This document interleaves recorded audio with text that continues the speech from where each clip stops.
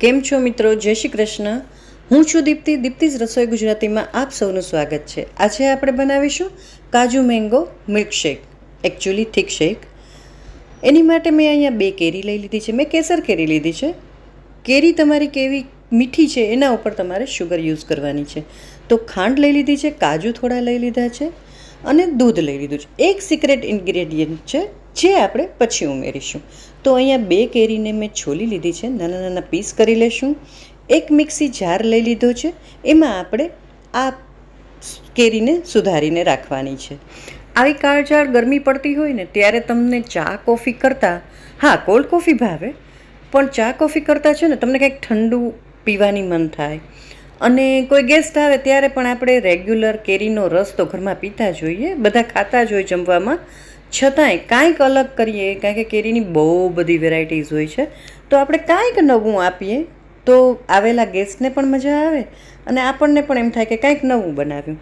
તો બધું મેં મિક્સીના જારમાં નાખી દીધું છે. એક જે મેં તમને કીધું હતું ને કે સિક્રેટ વસ્તુ નાખવાની છે એ છે વેનીલા આઈસ્ક્રીમ. આની પહેલાંના વિડીયોઝમાં પણ મેં કીધું હતું કે વેનીલા આઈસ્ક્રીમ તમારે હંમેશા ઘરમાં રાખવો, બહુ કામની વસ્તુ છે, તમને ઘણા બધામાં એ ઉપયોગમાં આવશે.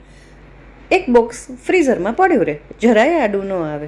તો જો આપણે અહીંયા મિક્સી ચલાવી લીધી છે અને એકદમ ફર્સ્ટ ક્લાસ આપણો થીક શેક અહીંયા રેડી થઈ ગયો છે. તમે આમાં બરફના ટુકડા નાખી શકો, મેં નથી નાખ્યા કારણ કે બધી વસ્તુ ચીલ્ડ હતી એટલે.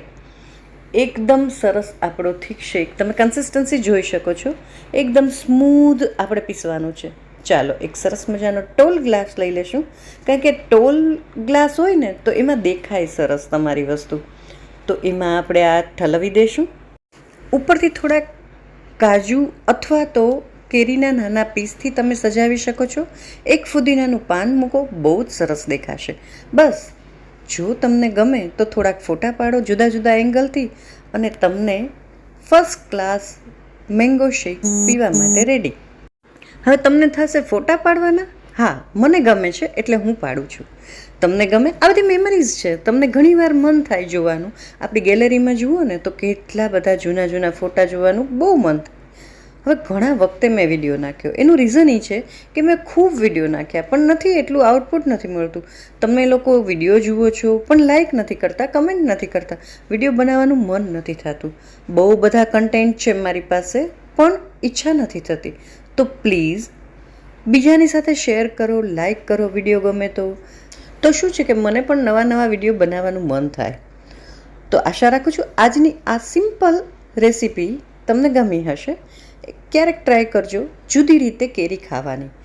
કેરીની સિઝન છે, માણતા રહો. આવી કાળઝાળ ગરમીમાં મજા જ આવશે. નવા વિડીયોમાં ફરીથી મળીશું. આવજો.